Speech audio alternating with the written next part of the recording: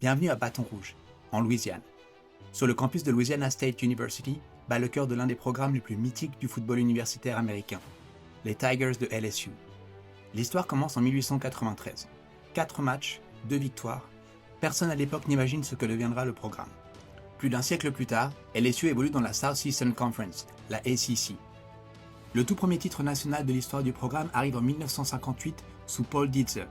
Puis 45 ans de patience plus tard, et c'est Nick Saban qui ramène le trophée en Louisiane en 2003 face à Oklahoma. 4 ans plus tard, Les Mice double la mise contre Ohio State. LSU devient la première équipe à remporter 2 championnats BCS, du jamais vu.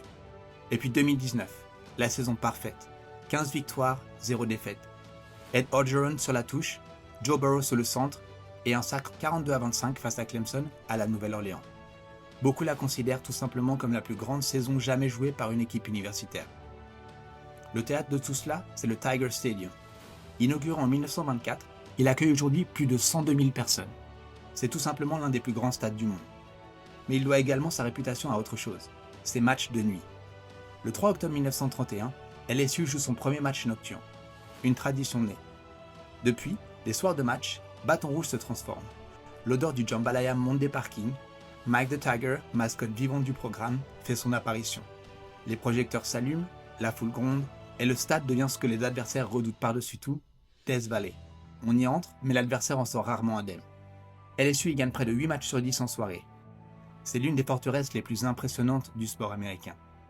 LSU, c'est aussi une fabrique de talents. 3 vainqueurs Heisman Trophy, la plus haute distinction individuelle du football universitaire.